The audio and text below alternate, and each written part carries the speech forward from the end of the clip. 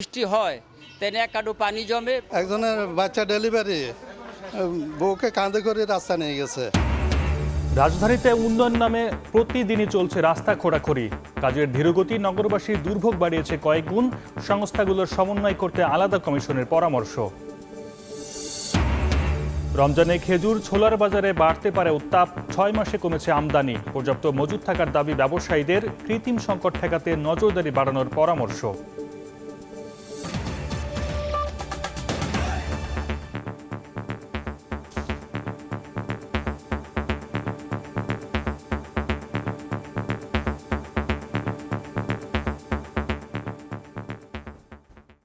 ভোরের সময়ের সঙ্গে আছি আমি সর্দার মোহাম্মদ আরিফ।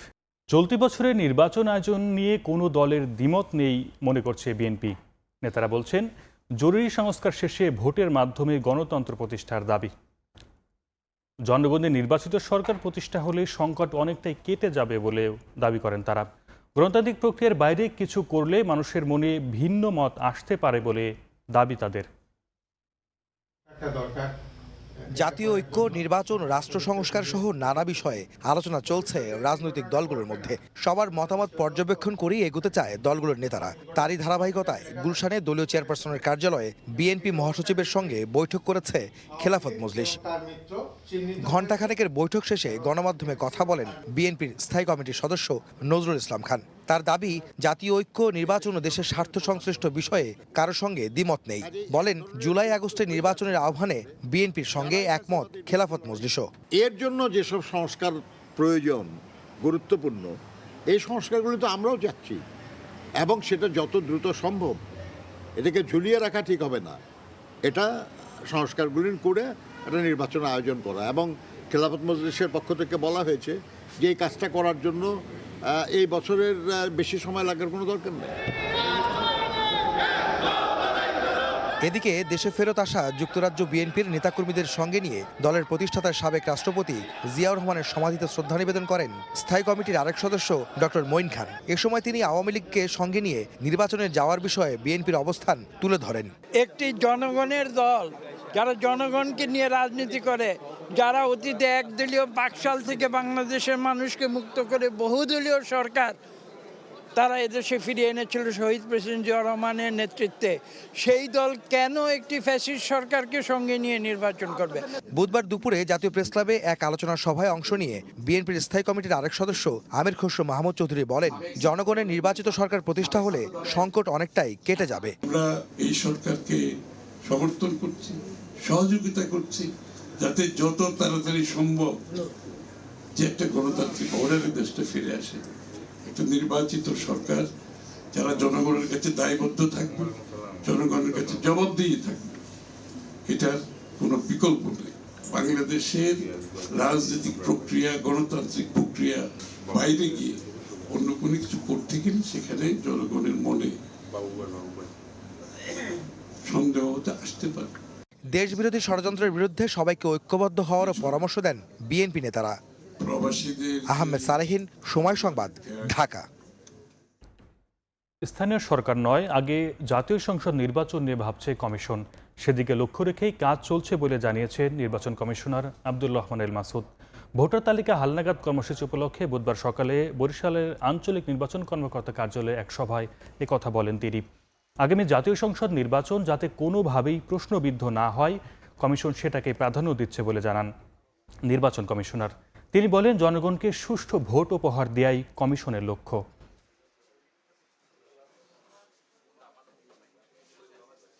জাতির সামনে সবচেয়ে বড় ফোকাস হচ্ছে সংসদ নির্বাচন। আমরা মূলত এখন জাতীয় সংসদের নির্বাচন নিয়েই বেশি ভাবছি। এতদিন ভোট সম্পর্কে যে মানুষের মধ্যে যে অনীহা ছিল বা এতটা মনোযোগ ছিল না, গ্রহণযোগ্যতার প্রশ্নবিদ্ধ ছিল, আমরা সেই জায়গা থেকে উত্তরণ ঘটিয়ে একটা সঠিক, সুন্দর, মানুষের কাছে গ্রহণযোগ্য একটা নির্বাচন দেওয়ার জন্য প্রতিশ্রুতিবদ্ধ। 2018 সালে একাদশ জাতীয় সংসদ নির্বাচনে অনিয়মের সঙ্গে জড়িতদের খোঁজে মাঠে নেমেছে দুদক। সংস্থাটির কর্মকর্তারা বলছেন, দিনের ভোট রাতে 90% বেশি ভোট গণনা, প্রার্থীকে জেতাতে ক্ষমতার অপব্যবহারের নেতৃত্ব দেন শেখ হাসিনা। আওয়ামী লীগ সভানেত্রীর নির্দেশে কাজ করেন দলটির ওয়ার্ড পর্যায়ের নেতাকর্মী থেকে শুরু করে জেলা প্রশাসক, রিটার্নিং কর্মকর্তা এবং আইন শৃঙ্খলা রক্ষা বাহিনী। দুদকের দাবি, এ সবই হয়েছে অর্থের বিনিময়ে। 2018 সালের একাদশ সংসদ নির্বাচনে দিনের ভোট রাতে হয়েছে এমন অভিযোগে সবসময় সোচ্চার ছিল বিএনপি সহ বিরোধী দলগুলো। তাদের দাবি, দাপট দেখিয়ে প্রশাসনকে ব্যবহার করে ভোটারবিহীন সেই নির্বাচনে ক্ষমতা দখল করে আওয়ামী লীগ।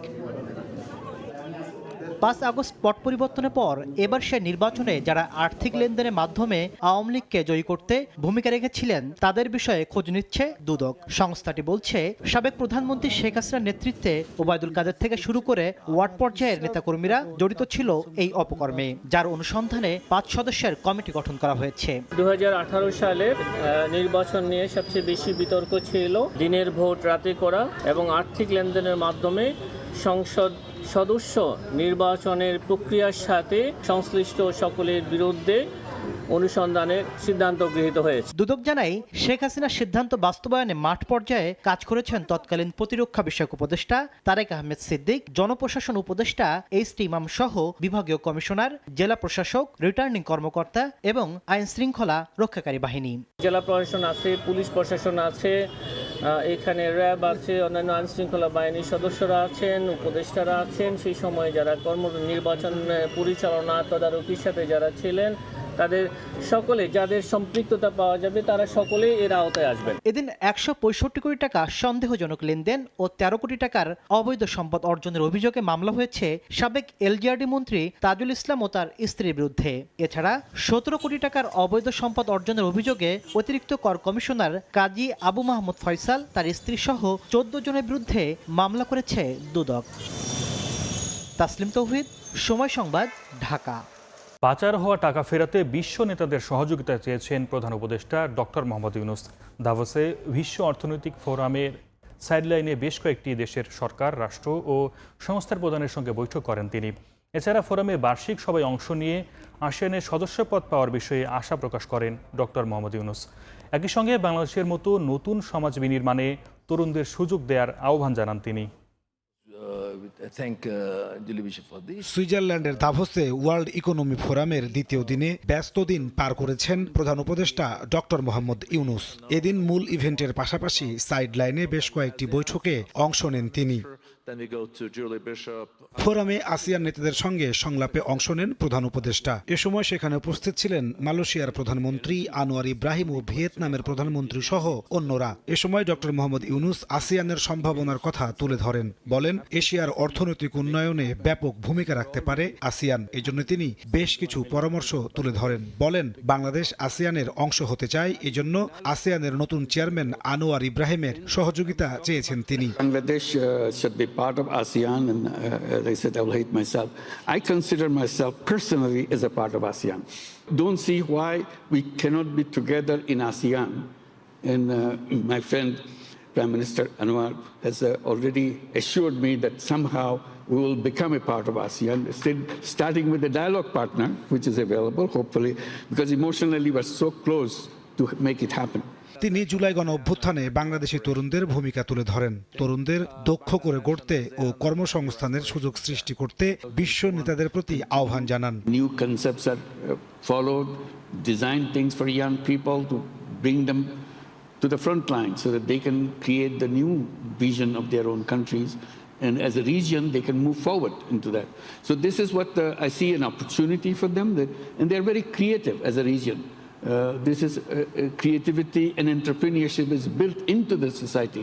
এর আগে দ্বিতীয় দিনে মূল ইভেন্টের এক ফাঁকে জাতিসংঘের মহাসচিব অ্যান্থনিও গুতেরেজ, জাতিসংঘের শরণার্থী বিষয়ক হাই কমিশনার ফিলিপ্পো গ্র্যান্ডি, বেলজিয়ামের রাজা ফিলিপ, থাইল্যান্ডের প্রধানমন্ত্রী পাইংটান সিনিওয়াত্রার সঙ্গে সাক্ষাৎ করেন ডক্টর মোহাম্মদ ইউনূস। এ সময় ফিলিপ্পো রোহিঙ্গা সংকট সমাধানে বাংলাদেশকে সব ধরনের সহযোগিতার আশ্বাস দেন। এসব সাক্ষাৎ ও বৈঠকে বাংলাদেশে বিনিয়োগ বাড়াতে বিশ্ব নেতাদের প্রতি আহ্বান জানিয়েছেন প্রধান উপদেষ্টা। একই সঙ্গে বাংলাদেশ থেকে পাচার হয়ে যাওয়া অর্থ ফেরত আনতেও সবার সহযোগিতা কামনা করেন তিনি। নাজমুস্তালেহি, সময় সংবাদ। ভোরের সময় আরও থাকছে, গাড়ি ধোয়াতে আমার অনেক কষ্ট হয়। বাচ্চাদের ঠান্ডা, কাশি, রোগ, জীবাণু সবকিছু সবসময় লেগেই থাকে। ধুলায় ধূসর চারদিক, বিষাক্ত হয়ে উঠেছে রাজধানীর বাতাস। বৃষ্টি না হওয়ায় বাড়ছে মাত্রা। উদ্বিগ্ন সাধারণ মানুষ, মাস্ক ব্যবহারের পরামর্শ। উন্নয়নের নামে প্রতিদিনই কোনো না কোনো সড়ক অলিগলি খুঁড়ছে কোনো না কোনো সংস্থা। তবে এর ফলে ফল তো পাচ্ছেই না, উল্টো একরকম জিম্মি হয়ে পড়েছেন নগরবাসী। এ অবস্থায় স্বার্থ হাসিলের গ্যারাকলের সংস্কার কাজ আটকে থাকার অভিযোগ সিটি কর্পোরেশনের কেবলই আইনি জটিলতার অজুহাত। আশরাফুল আলমের তোলা ছবিতে ঢাকা উত্তর সিটির বেহাল সড়ক আর অলিগলি বিস্তারিত জানাচ্ছেন আব্দুল্লাহ আলামিন তুষারের রিপোর্টে। প্রায় ৬০ লাখ মানুষের আবাস ঢাকা উত্তর সিটি। পাখির চোখে ঝাঁ চকচকে এই শহরের ভেতরটা যেন দেখার কেউ নেই। রাস্তাঘাট থেকে অলিগলি, ধুলার রাজত্ব থেকে মুক্তি মেলা দেয়। শুষ্ক মৌসুমে ধুলায় ধূসর আর বর্ষায় জলাবদ্ধতা, এই যেন নিয়তি। সিটি কর্পোরেশন, ওয়াসা, তিতাস, ডেস্কো সবাই মিলে প্রায় প্রতিদিনই কোনো না কোনো সড়ক অলিগলি খুঁড়ছে। সঙ্গে উন্নয়ন প্রকল্পের ধীরগতি তো আছেই।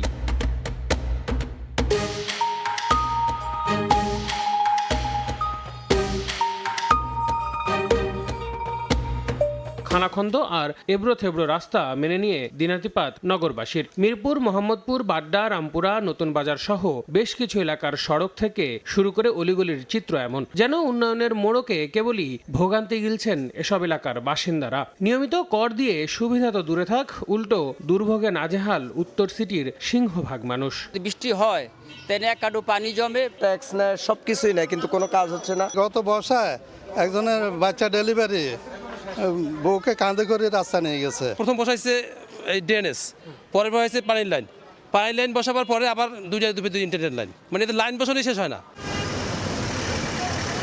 সড়কের এমন অবস্থায় গাড়ির মতোই যেন হেলেদুলে এগোচ্ছে সংস্কার কাজ। যদিও কাজের এই দীর্ঘসূত্রিতার দায় একে অপরকে দিচ্ছেন এলাকাবাসী আর কর্তৃপক্ষ।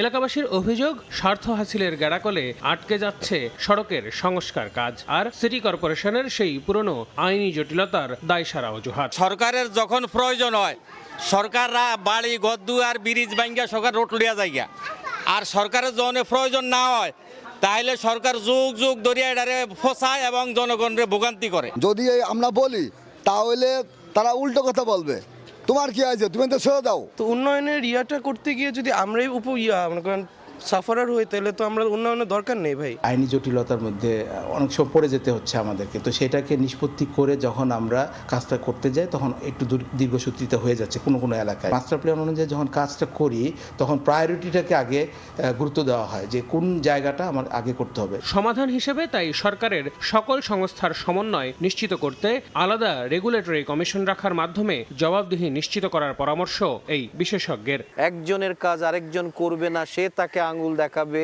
আরেকজন তাকে দেখাবে, কাজের কাজ কিছু হয় না। কিন্তু আমরা গত সরকারের সময় রাজনৈতিক বিবেচনায় ঢাকাকে দুই ভাগ করে আরো বেশি নন ফাংশনাল করে ফেলেছি। একটা কমিশন করে তার দুর্বলতাগুলি দেখে তাকে সক্ষম করার প্রয়োজনীয় পলিসি অ্যান্ড স্ট্রাকচারাল রিফর্মের রিকমেন্ডেশনটা যদি আপফ্রন্টে আমরা করে রাখি এবং আমরা যদি পলিটিক্যাল পার্টিগুলিকে এঙ্গেজ করে তাদের ম্যানিফেস্টোর মধ্যে ঢুকাতে পারি, আমার মনে হয় কিছুটা হয়তো সুযোগ আসবে। সঙ্গে এসব প্রকল্প শুরু হবার আগেই ইউটিলিটি প্রতিষ্ঠানগুলো পরিকল্পনা অনুযায়ী তাদের সেবা নিশ্চিত করবে, এমনটাই আশা নগরবাসীর।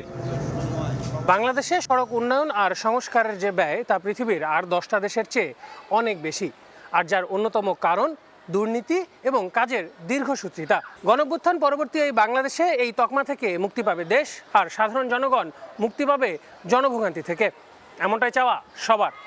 আল আমিন তুষার, সময় সংবাদ, ঢাকা।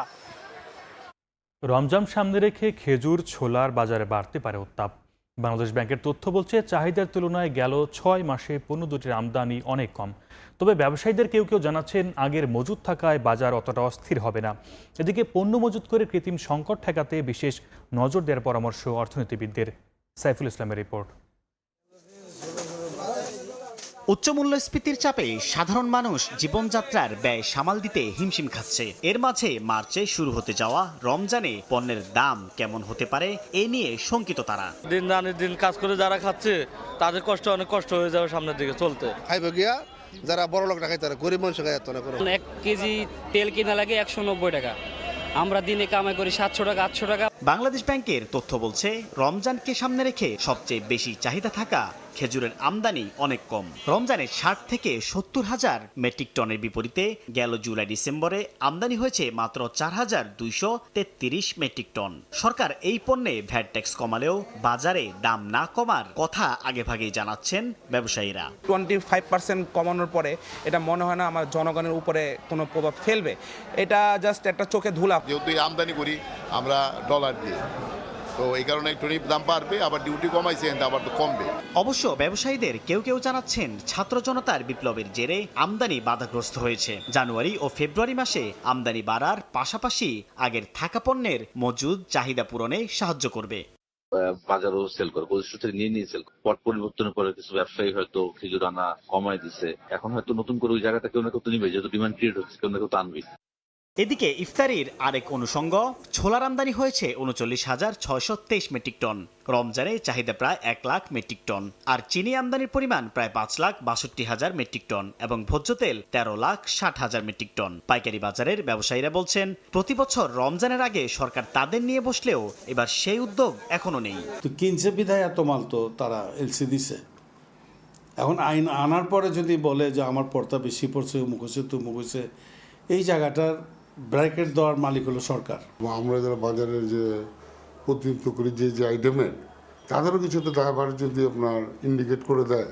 কিন্তু এখানে দুঃখজনক হলো যে আজকে 4 মাস যাবৎ আমরা কোনো তথ্যই বিহীনভাবে চলছি। এদিকে অর্থনীতিবিদরা কৃত্রিম মজুদ ঠেকানোর উদ্যোগ নিতে জোর তাগিদ দিয়েছেন। আমদানিকৃত এই পণ্যগুলা দেখা যাবে অনেক ক্ষেত্রে ব্যবসায়ীরা মজুত করে রাখে, রোজার দেখবেন যে 1 সপ্তাহের মধ্যেই দেখবেন যে পণ্য নাই। তাহলে কোন গুদামে মালিকরা মালগুলো রাখছে সেগুলো আপনার পর্যবেক্ষণ করা দরকার। অন্তর্বর্তী সরকার দায়িত্ব নেয়ার পরও সিন্ডিকেটের দৌরাত্ম্য না কমায় বাজারে সরবরাহ বাড়ানোর বিকল্প নেই বলে তাদের মত। সাইফুল ইসলাম, সময় সংবাদ, ঢাকা। রাজনৈতিক পট পরিবর্তনের ফলে তৈরি হওয়া অস্থিরতার জেরে বাংলাদেশে ভিসা বন্ধ রেখেছে ভারত। এতে বেনাপোল বন্দর দিয়ে কমে গেছে যাত্রী যাতায়াত। সদ্যবিদায়ী বছরে 2023 সালের তুলনায় এই সংখ্যা কমেছে 2,34,000-এর বেশি। ভিসা বন্ধ থাকায় দুই দেশের ব্যবসা ক্ষতিগ্রস্ত হচ্ছে বলে মনে করেন নাগরিকরা। পরিস্থিতি শান্ত হওয়ায় আবারও ভারতকে ভিসা চালুর অনুরোধ করছেন তারা। আজিল হকের পাঠানো তথ্য ও শাওন হোসেনের ছবি নিয়ে রিপোর্ট। বেনাপোল বন্দর থেকে ভারতের কলকাতা শহরের দূরত্ব মাত্র 84 কিলোমিটার। ভ্রমণ, ব্যবসা, চিকিৎসা বা অন্যান্য কাজে ভারত বাংলাদেশের মধ্যে যাতায়াতকারীদের বড় অংশ ব্যবহার করেন বেনাপোল পেট্রোপোল রুট। গণ অভ্যুত্থান পরবর্তী নিরাপত্তার কারণ দেখিয়ে বাংলাদেশিদের ভিসা বন্ধ রেখেছে ভারত। এতে কমে গেছে যাত্রী যাতায়াত। 2023 সালের তুলনায় 2024 সালে কমেছে 2,34,000। বাংলাদেশিদের পাশাপাশি কমেছে ভারতীয়দের যাতায়াতও। যাত্রী কম থাকায় চাপ নেই ইমিগ্রেশনেও। ভারতীয় কর্তৃপক্ষ ভিসা না দেওয়ার ফলে বেনাপোল ইমিগ্রেশন দিয়ে যাত্রী যাতায়াত অনেক কমে গিয়েছে এবং যারা ভিসা পাচ্ছে ওনাদেরকে আমরা সেবা দেওয়ার জন্য ইমিগ্রেশন পুলিশ সার্বক্ষণিকভাবে তৎপর রয়েছে। সাময়িকভাবে আমাদের আয়ে কিছুটা প্রভাব পড়লেও আমরা আশা করছি এটা খুব দ্রুতই কাটিয়ে উঠবে এবং এক্ষেত্রে যাত্রী সেবার ক্ষেত্রে বন্দর কর্তৃপক্ষ সর্বদাই বদ্ধপরিকর। বেনাপোল বন্দরে থাকা যাত্রীরা জানালেন, ভারত ভিসা সেবা বন্ধ রাখায় ভ্রমণ, চিকিৎসা, শিক্ষা কিংবা অন্যান্য কাজে বাংলাদেশিরা যেমন যেতে পারছেন না, তেমনি ক্ষতির মুখে পড়ছেন ভারতীয়রাও। বাংলাদেশে আছে এখন ভিসা দিচ্ছে না, তারপরে এখন আমাদের তো অনেক রোগ ব্যাধি, কারণ আমরা চিকিৎসা পাচ্ছি না। বাংলাদেশে ভিসা পাওয়ার কারণে পর্যটনটা যেতে পারছে না বলে ব্যবসায়িক ক্ষতি হচ্ছে। যাতায়াতকারীরা বলছেন, বাংলাদেশে অন্তর্বর্তী সরকার দায়িত্ব নেওয়ার পর বর্তমানে নিরাপত্তা পরিস্থিতি উন্নত হয়েছে। এমন বাস্তবতায় ভারত আবারও ভিসা চালু করতে পারে। বর্তমান যে সিচুয়েশন এখন মোটামুটি কন্ট্রোলে আছে, তো সেই দিক থেকে যদি চিন্তা করে গভর্নমেন্ট, ভারত সরকার যদি চিন্তা করে যে হ্যাঁ এগুলো আবার খুলে দেওয়া উচিত, ওপেন করে দেওয়া উচিত। সবশেষ 19 জানুয়ারি বেনাপোল দিয়ে বাংলাদেশ ও ভারতে যাতায়াত করেছে 1,735 জন পাসপোর্টধারী। সময় সংবাদ, বেনাপোল। রাজধানীতে কমেই বাড়ছে বিষাক্ত বাতাসের পরিমাণ।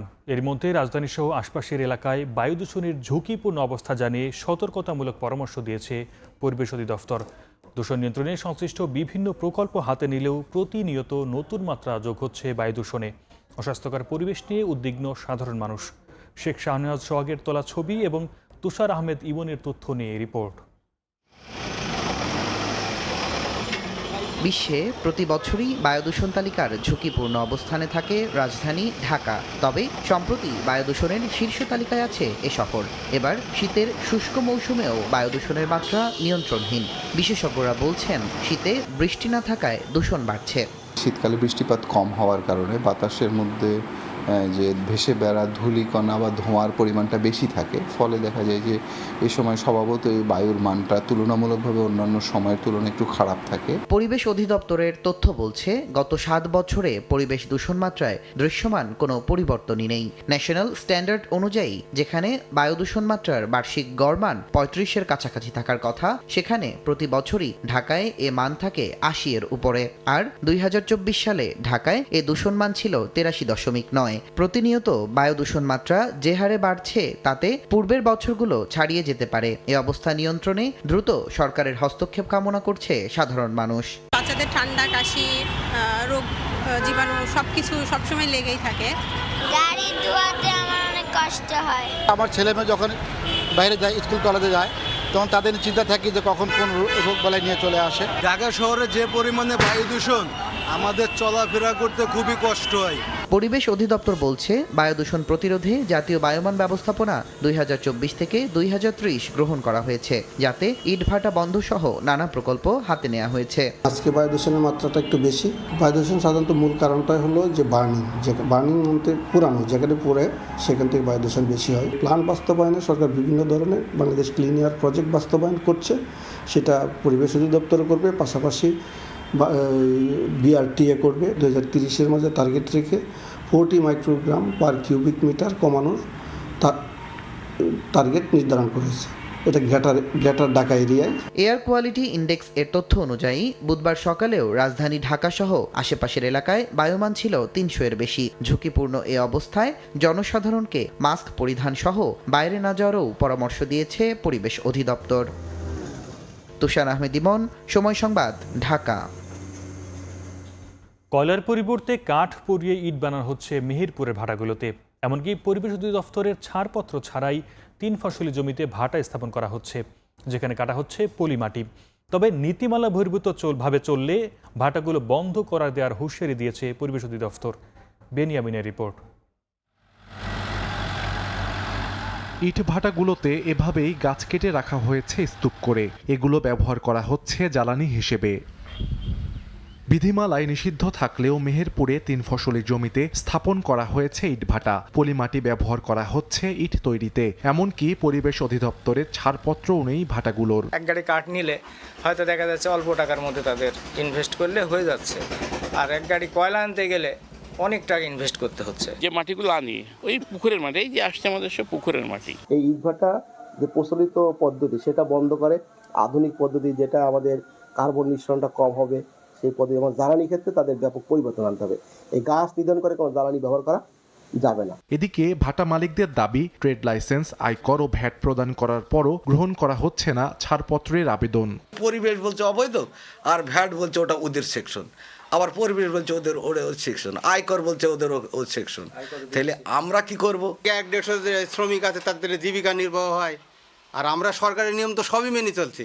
খালি পরিবারের সাথে ছাড়পত্র নেই, সেখানে দরখাস্ত করা হয়েছে, সেখানে তারা ছাড়পত্র দিক। সরকার আমাদের যদি কাগজপাতি করে দেয় সেক্ষেত্রে আমরা ব্যবসাটা সুন্দরভাবে করতে পারি। তবে নীতিমালা বহির্ভূতভাবে কার্যক্রম চালালে নতুন করে আর দেয়া হবে না লাইসেন্স বলে জানিয়েছে পরিবেশ অধিদপ্তর।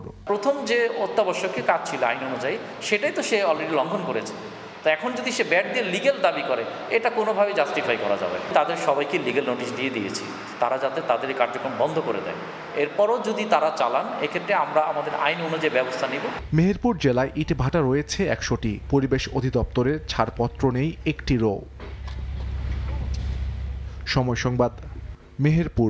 ভোরের সময় আরও থাকছে, মামলার গ্যারাকলে বছরের পর বছর আটকে আছে যশোরের রাজ সেতুর নির্মাণ কাজ। ভোগান্তিতে লক্ষাধিক মানুষ। দ্রুত কাজ শেষ করার দাবি স্থানীয়দের। হিমবাতাসে কাবু উত্তরের জনজীবন, ব্যাহত স্বাভাবিক কার্যক্রম। সবচেয়ে বিপাকে ছিন্নমূল্য নিম্নবিত্তরা। শীতে আরও খবর জানাতে ঠাকুরগাঁয়ে আছেন রিপোর্টার জিয়াউর রহমান বকুল এবং নীলফামারীতে আছেন সহকর্মী সাকের হোসেন বাদল। প্রথমে যাচ্ছি বকুলের কাছে। বকুল। উত্তরের জেলাগুলোর মধ্যে ঠাকুরগাঁয়ে শীত আবারও জেঁকে বসেছে। আমরা যেটি লক্ষ্য করেছি, গত 2 থেকে 3 দিন ধরে ঘন কুয়াশায় আচ্ছন্ন হয়ে পড়েছে পুরো পথঘাট, এবং পাশাপাশি এটিও আমরা লক্ষ্য করছি যে হিম শীতল যে বাতাস, সেই বাতাসে কিন্তু জনজীবন একদম জুবুথুবু অবস্থায় বিপর্যস্ত হয়ে পড়েছে। পাশাপাশি যদি বলি যে ঠাকুরগাঁও জেলা শহরের যেই সড়ক, সেই সড়কেও কিন্তু এই ঝিরিঝিরি যেই বৃষ্টির মতো পানি পড়ছে এমন কিন্তু আমরা লক্ষ্য করছি, এবং স্বাভাবিক যেই সময়ে যানবাহন চলাচল করে, মানুষের যেই চলাচল, সেই চলাচল কিন্তু অনেকাংশেই ব্যাহত হচ্ছে। পাশাপাশি এটিও আমরা লক্ষ্য করেছি যে বেলা বাড়লেও দিনের বেলাতে হেডলাইট জ্বালিয়ে সড়কগুলোতে যানবাহন চলাচল করছে। তবে সবচেয়ে বড় বিষয় হচ্ছে যে যেই কষ্টে মানুষ যে কষ্টে রয়েছে, তার হচ্ছে যারা ছিন্নমূল মানুষ রয়েছে, যারা দরিদ্র মানুষ রয়েছে, তারা বেশি কিন্তু কষ্ট পাচ্ছে। আমরা এটিও লক্ষ্য করেছি যে রেল লাইনের প্ল্যাটফর্মে যেসব ছিন্নমূল মানুষ শুয়ে বসে দিন পার করে, তাদের কিন্তু এই শীতের যে নিদারুণ কষ্ট, সেই কষ্টটা কিন্তু চরমে রূপ নিয়েছে। এবং পাশাপাশি এটিও বলা যায় যে যারা দরিদ্র মানুষ রয়েছে, তাদের যে প্রতিদিনের যে আয়, যেই আয়ের যে উৎস, সেই উৎসেও কিন্তু অনেকটা ব্যাহত হচ্ছে, কারণ তারা সময় মতো কাজে বের হতে পারছে না। আবার অনেক ক্ষেত্রে আমরা এটিও লক্ষ্য করেছি যে গ্রামাঞ্চলের মানুষ যারা শহরে এসে যারা শ্রম দেয়, তাদের ক্ষেত্রেও কিন্তু লক্ষ্য করা গেছে যে তারা কাজ না পেয়ে অনেকাংশে ফিরে গেছে বাসায়, এমনটি কিন্তু আমাদেরকে বলছে। আমরা কথা বলেছিলাম জেলা প্রশাসকের সাথে যে এই অবস্থায় সাধারণ মানুষ যারা রয়েছে, গরিব মানুষ যারা রয়েছে, তাদের জন্য শীতবস্ত্র পর্যাপ্ত রয়েছে কিনা। তারা যে বিষয়টি বলছেন যে পর্যাপ্ত শীতবস্ত্র বিতরণ করা হচ্ছে, যে উপজেলার নির্বাহী কর্মকর্তাগণ রয়েছে তাদের মাধ্যমে, স্থানীয় যে জনপ্রতিনিধিরা রয়েছে তাদের মাধ্যমেও শীতবস্ত্র বিতরণ করা হচ্ছে। পাশাপাশি এটিও আমরা লক্ষ্য করছি যে স্বেচ্ছাসেবী সংগঠনগুলো যেগুলো রয়েছে, তারাও কিন্তু এই শীতবস্ত্র কম্বলের পাশাপাশি অনেক সময় লেপ বিতরণ করতে দেখা গেছে। যে উত্তরাঞ্চলে যেই শীত, সেই শীতে কিন্তু সাধারণত কম্বল কিন্তু সেই শীত কাটছে না, সেই কারণেই লেপ বিতরণ করতে দেখা গেছে। তো আমার কাছে ঠাকুরগাঁ থেকে শীতের পরিস্থিতি ছিল এতটুকুই। আমরা চলে যাব নীলফামারীতে, সেখানে রয়েছে সহকর্মী শাকির হোসেন বাদল। রংপুর বিভাগের 8টি জেলার মধ্যে অন্যতম শীত প্রধান এলাকা হচ্ছে নীলফামারী। এটি হিমালয়ের পাদদেশের একটি অঞ্চল, ফলে বরাবরই এখানে শীতের প্রকোপ বেশি থাকে। গত কয়েকদিন ধরে হঠাৎ করেই আবার নীলফামারীতে শীতের প্রকোপ বৃদ্ধি পেয়েছে।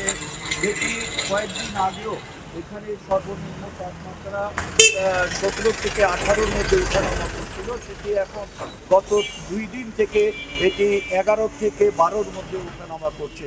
গতকাল সারাদিন নীলফামারীর কোনো জায়গায় সূর্যের মুখ দেখা যায় নাই, অন্ধকারে ঢাকা ছিল পুরো এলাকা।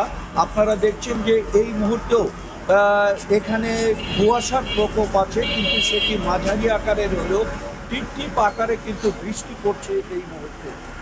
এখানে যারা গরিব মানুষ, আপনারা দেখছেন যে এখানে রিক্সা চালক, ভ্যান চালক যারা আছে, তাদের সাথে আমরা এই মুহূর্তে কথা বললাম। তারা বলছে যে গত কয়েকদিনের শীতের কারণে তাদের কিন্তু আয়, যে সকালে উঠে বাড়ি থেকে বেরোয় যে গাড়ি বা ভ্যান চালাবে, সেটা নিয়ে তারা নতুন করে শীতের কারণে নতুন করে বিপদে পড়েছে। এছাড়াও কৃষিজীবী এখন জমিতে আলু এবং ধানের লাগানোর সময়, এই সময় কৃষকরাও এই কয়েকদিন ধরে অতিরিক্ত শীতের কারণে, কনকনো হাড় কাঁপানো শীত, তার উপরে ঝিরিঝিরি বৃষ্টি শীতের প্রচণ্ডতাকে বৃদ্ধি করে দিয়েছে। নীলফামারীতে বরাবরই এখানে কয়েকটি চরাঞ্চল এলাকা আছে। নীলফামারী প্রায় তিস্তা তীরবর্তী 10টি চর এলাকা আছে। এই চর এলাকার মানুষজন এই শীতে প্রচণ্ড কাবু হয়ে পড়েছে। তারা বলছে যে বরাবরে যেরকম শীত থাকে, তার চেয়ে এই কয়েকটি শীতের প্রকোপ অত্যন্ত বেশি। শীতের কারণে যারা শ্রমজীবী মানুষ, তারা করেছে সবচেয়ে বেশি। তাছাড়া কয়েকদিন ধরে শীতের প্রকোপ হাসপাতালগুলোতে শিশু এবং বয়স্ক রোগীদের সংখ্যা বৃদ্ধি পাচ্ছে। আমরা গতকাল সৈয়দপুর 100 শয্যার হাসপাতালে গিয়েছিলাম, সেখানে কিছু রোগীর সাথে কথা হয়েছে। তারা বলছে যে শীতের কারণে শীতজনিত রোগের সংখ্যা কিন্তু দিন দিন শীতের সংখ্যা দিন দিন বৃদ্ধি পাচ্ছে। এই কারণে মানুষ শীতজনিত রোগের সংখ্যা বৃদ্ধি পায়। ডাক্তাররাও তারা বিভিন্ন পরামর্শ দিচ্ছেন যে শীতে তারা যেন বাচ্চাদেরকে গরম কাপড় পরিয়ে রাখে, প্রয়োজনে বয়স্ক লোকদের গরম পানি পান করার জন্য অনুরোধ করছে। টোটাল সবকিছু মিলিয়ে নীলফামারীতে শীতের তীব্রতা এত বেশি আকার ধারণ করেছে যে শ্রমজীবী মানুষ সহ নিম্ন আয়ের মানুষরা বিপদে পড়েছিল।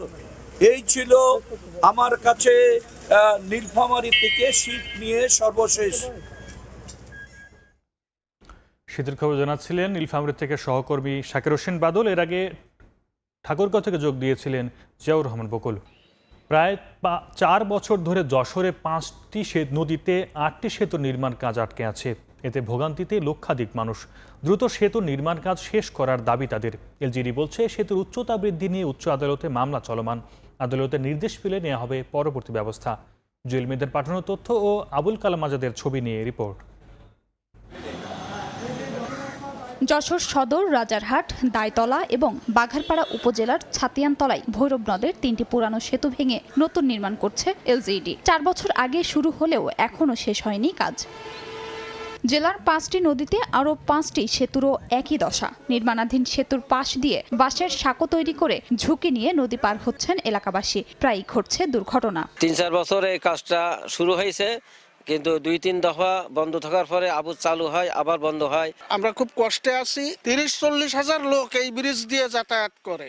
রাজারহাট থেকে আফরা পর্যন্ত 8টা ব্রিজের কাজই অফ আছে। এলজিডি বলছে সেতুর উচ্চতা বৃদ্ধি নিয়ে উচ্চ আদালতে মামলা চলমান। 8টা ব্রিজের উপরে হাইকোর্টের নিষেধাজ্ঞা, অনুভূমিক এবং উলম্ব ভার্টিক্যাল ক্লিয়ারেন্স বা নেভিগেশনের কারণে হাইকোর্টের একটা মামলা আছে।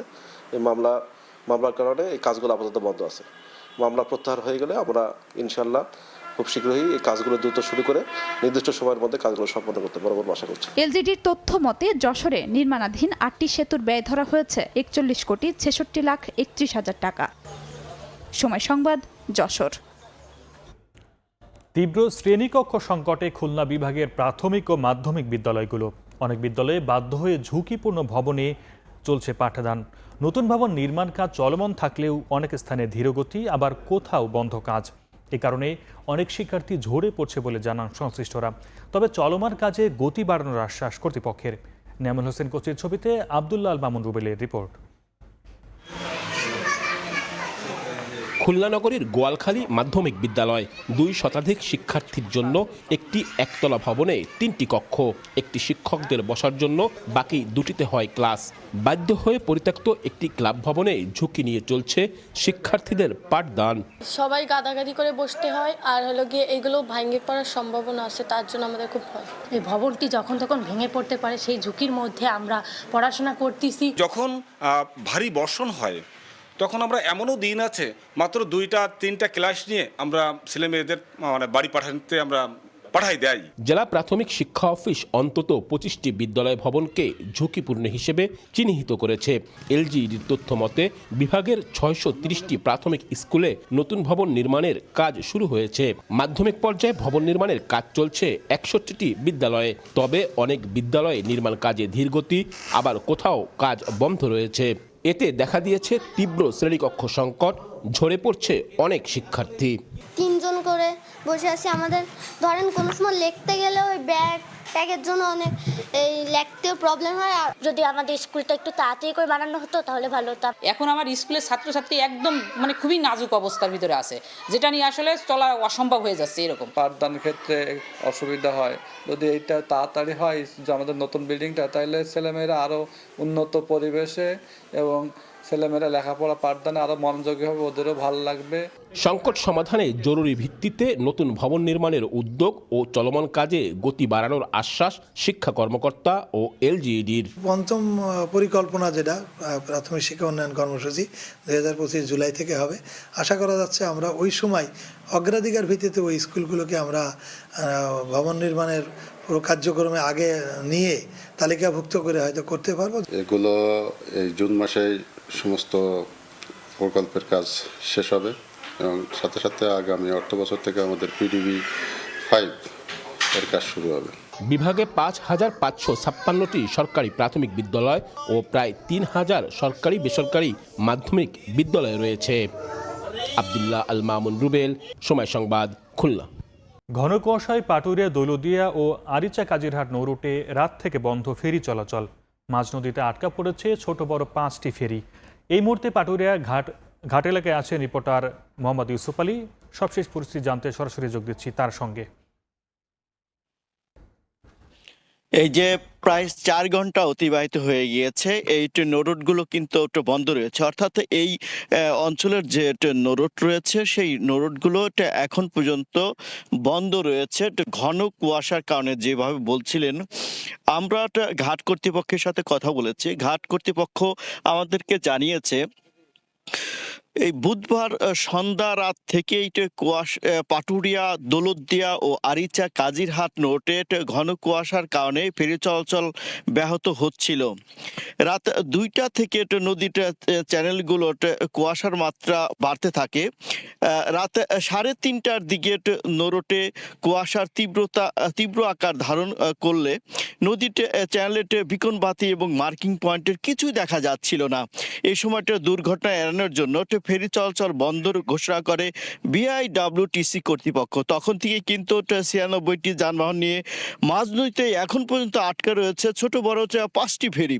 এছাড়াও ঘাট এলাকায় কিন্তু একের পর এক জমতে থাকে যানবাহনের সারি। আপনারা দেখছেন এখন কিন্তু তীব্র শীত এবং কুয়াশা রয়েছে এই ঘাট এলাকাতে, যার জন্য কিন্তু মানুষ যারা যানবাহনের সাথে জড়িত, চালক, যাত্রী এবং শ্রমিক এবং ব্যবসায়ীরা, তারা কিন্তু কষ্টের ভিতরে এই যানবাহনগুলোর ভিতরেই রয়েছে। আমরা দেখছি এখানে যারা যাত্রী রয়েছে তারা এই নদীটুকু পার হওয়ার জন্য একদম এদিক ওদিক তাকিয়ে রয়েছে এবং পয় নিষ্কাশন ব্যবস্থা যেটা রয়েছে সেই ব্যবস্থাটুকুর জন্যই কিন্তু তারা বের হচ্ছে। একদমটা যদি বলা হয় যে একদম কাবু হয়ে যাচ্ছে মানুষ এই তীব্র শীত এবং কুয়াশার কারণে। আমরা দেখছি এখানে যে ফেরিগুলো রয়েছে, ফেরি নারায়ণগঞ্জ এবং BIWTCর যে কয়টা এখানে ফেরি রয়েছে, ফেরি গৌরী শহরে এই 3 নম্বর ঘাটে অবস্থান করছে। 2টি ফেরি একদম লোড করে রয়েছে। যে কোনো সময় কুয়াশার মাত্রা কেটে গেলে এবং চ্যানেলে যে বিকন বাতি এবং লাইট যখন দেখা যাবে তখন কি তারা স্বাভাবিক করা হবে, কিন্তু তীব্র শীত এবং কুয়াশার কারণে কিন্তু মানুষ কষ্ট করছে, দুর্ভোগ পোহাচ্ছে। পাটুরিয়া, দৌলতদিয়া এবং আরিচা কাজিরহাট নৌরুটে মোট 22টি ফেরি রয়েছে। এই মুহূর্তে মাঝনদীতে 5টি ফেরি আটকে রয়েছে। এই ছিল আমার কাছে সর্বশেষ তথ্য। পাটুরিয়া, দৌলতদিয়া নৌরুটে ঘন কুয়াশার কারণে বন্ধ রয়েছে ফেরি চলাচল। সে খবর জানাচ্ছিলেন সহকর্মী। মাছের কাঙ্ক্ষিত দাম না পাওয়ায় ঘেরের পানি শুকিয়ে আবাদ করা হচ্ছে ধান। এতে চলতি মৌসুমে সাতক্ষীরায় অতিরিক্ত 10,000 হেক্টর জমিতে বোরো আবাদ বেড়েছে বলে জানায় কৃষি বিভাগ। তবে ধানের পর আবারও মাছ চাষের আশা কৃষকদের। মমতাজ আহমেদ বাপির পাঠানো তথ্য ও ছবি নিয়ে এই রিপোর্ট। কেউ বীজতলা থেকে চারা তুলছেন, কেউ বা রোপণের পর পরিচর্যা করছেন। মাঠের পর মাঠ, নিচু জমিতে চাষ হচ্ছে ধান। সাতক্ষীরার 7টি উপজেলার বেশিরভাগ মাছের ঘেরের পানি শুকিয়ে চাষ করা হচ্ছে বোরো ধান। কৃষক জানান, উৎপাদন খরচের পরও মাছের কাঙ্ক্ষিত দাম না পাওয়ায় প্রতি বছর লোকসান হতো। চলতি বছর ধান চাষ করে পরিবারের খাবারের চাহিদা পূরণ করবেন তারা। তবে ধানের পর আবারও মাছ চাষ করা হবে। এখানে ধান চাষ করব বেশি করে, তাছাড়া অন্য কোনো এখন পদ্ধতি নেই, খাইয়ে যাই বেশি দেখতে হবে। ধানের ফলটা করলেই দেখা যাচ্ছে ধানের পরে যদি আমি মাছ ছেড়ে যাই তো মাছটা ভালো আছে। ধানের চাষ করেছি, ধানের চাষ উঠে গেলে আবার মাছের চাষ করব। ধানে এখন ভালো ফলন আছে। মাছের ঘেরে ধান চাষের কারণে চলতি মৌসুমে অতিরিক্ত 10,000 হেক্টর জমিতে বোরো আবাদ বেড়েছে জানায় কৃষি বিভাগ। ঘেরের মধ্যে মিঠা পানি এবং লবণাক্ত ঘের সহ প্রায় 10,000 হেক্টর জমিতে এই বোরো আবাদ করব। আশা করছি লক্ষ্যমাত্রা ছাড়িয়ে আমাদের অগ্রগতি হবে। পর্যায়ক্রমে মানুষদের মধ্যে এই ঘেরে ফসল আবাদের সাড়া পাওয়া যাচ্ছে, এটা পর্যায়ক্রমে আরও উত্তরোত্তর বৃদ্ধি পাবে। কৃষি বিভাগের তথ্য মতে চলতি বোরো মৌসুমে সাতক্ষীরায় ৭৯,৮০০ হেক্টর জমিতে বোরো আবাদ হয়েছে। সময় সংবাদ, সাতক্ষীরা। খুলনার বাজারে বেড়েছে শীতকালীন সবজির সরবরাহ। এতে সপ্তাহের ব্যবধানে দাম কিছুটা কমায় স্বস্তি ক্রেতারা। তবে উৎপাদিত পণ্যের ন্যায্য মূল্য না পাওয়ার অভিযোগ করছেন কৃষক। এ বিষয়ে বিস্তারিত জানাতে সোনারগাঁও এলাকার কেসিসি কাঁচা বাজারে আছেন সহকর্মী তানজিম আহমেদ। সরাসরি যুক্ত হচ্ছি তার কাছে। কুয়াশাচ্ছন্ন শীতের ভোরে খুলনার অন্যতম বৃহৎ পাইকারি যে কাঁচা সবজির বাজার সোনাডাঙ্গা, সেখানে যে বিভিন্ন শীতকালীন সবজি সহ অন্যান্য সবজি রয়েছে সেগুলির বেচাকেনা চলছে এবং সেখানে বেশ বিভিন্ন ধরনের যে সবজি রয়েছে সবকিছু আসলে উঠেছে এই বাজারে। তবে দামটি আসলে বেশ কম বলতে হবে। অর্থাৎ যদি যে বাজারে থাকা সবজিগুলোর দাম বলতে চাই সেক্ষেত্রে আমরা দেখেছি যে বেগুন রয়েছে 20 থেকে 25 টাকা কেজিতে বিক্রি হচ্ছে, টমেটো বিক্রি হচ্ছে 15 টাকা কেজিতে। এটি কিন্তু সপ্তাহের ব্যবধানে 5 টাকা কমেছে। এর মধ্যে বিভিন্ন ধরনের কপি রয়েছে, ওলকপি বিক্রি হচ্ছে 4 থেকে 5 টাকা দরে, বাঁধাকপি বিক্রি হচ্ছে 6 টাকা কেজি দরে, পাতাকপি বিক্রি হচ্ছে 4 টাকা থেকে 5 টাকা কেজি দরে। অর্থাৎ বিভিন্ন যে কপি রয়েছে এইসবের দাম কমছে। অর্থাৎ এখানে যারা আড়তদার রয়েছেন তারা বলছেন অনেক যে বিভিন্ন প্রকারের কপি এগুলো কিন্তু কৃষকরা তাদের আড়ত থেকে তুলছেন না, অর্থাৎ যে খরচ সেই খরচটি উঠছে না বলে তারা জানিয়েছেন। এর বাইরেও বিভিন্ন যে সবজি রয়েছে, মিষ্টি কুমড়া 12 থেকে 13 টাকা কেজিতে বিক্রি হচ্ছে, গাজর বিক্রি হচ্ছে 10 টাকা থেকে 25 টাকা পর্যন্ত। আমরা দেখেছি বাজারে মূলা রয়েছে 4 টাকা কেজি দরে বিক্রি হচ্ছে, সিম বিক্রি হচ্ছে মাত্র 10 টাকা কেজি দরে, কাঁচকলা বিক্রি হচ্ছে 8 থেকে 12 টাকা, শশা রয়েছে বাজারে 10 থেকে 15 টাকা কেজি দরে বিক্রি হচ্ছে, ক্ষীরই বিক্রি হচ্ছে 10 টাকা থেকে 30 টাকা পর্যন্ত। এর বাইরে বিভিন্ন শাক রয়েছে, পেঁয়াজের কালি রয়েছে, পেঁয়াজের কালি 8 থেকে 10 টাকা কেজি দরে বিক্রি হচ্ছে।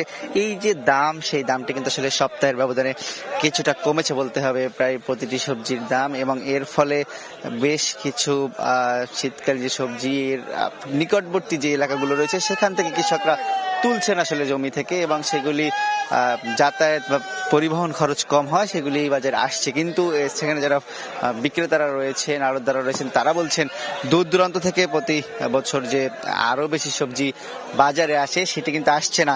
এই না আসার কারণ হিসেবে কিন্তু বলছেন যে দাম কমে যাওয়া, এবং এই দাম কমে যাওয়ার ফলে কৃষকরা তাদের যে কাঙ্ক্ষিত মূল্য সেটি পাচ্ছেন না, অর্থাৎ তাদের খরচের টাকা উঠছে না। খরচের টাকা না ওঠার ফলে তারা কিন্তু আসলে এটি জমিতেই অনেক নষ্ট হচ্ছে বলতে হবে, এবং এর ফলে কিন্তু কৃষকরা এক ধরনের ক্ষতির মুখে রয়েছেন খুলনা অঞ্চলে। তো সবজির যে দাম খুলনার সোনাডাঙ্গা কেসিসি পাইকারি বাজারের আমার কাছে এই ছিল সর্বশেষ। বিএনপির প্রতিষ্ঠাতা জিয়াউর রহমানের 89তম জন্মবার্ষিকী উপলক্ষে বগুড়ায় অসহায় হতদরিদ্র শীতার্ত মানুষের মাঝে কম্বল বিতরণ করা হয়েছে। বুধবার বিকেলে শহরের শহীদ খোকন পার্কে কম্বল বিতরণ আয়োজন করা হয়। এ সময় অসহায় ও দুস্থ মানুষের মাঝে 1000 কম্বল বিতরণ করা হয়। এ সময় বিএনপি চেয়ারপারসনের উপদেষ্টা হেলালুজ্জামান তালুকদার লালু, বগুড়া জেলা বিএনপির সভাপতি রেজাউল করিম সহ স্থানীয় বিএনপি নেতাকর্মীরা উপস্থিত ছিলেন।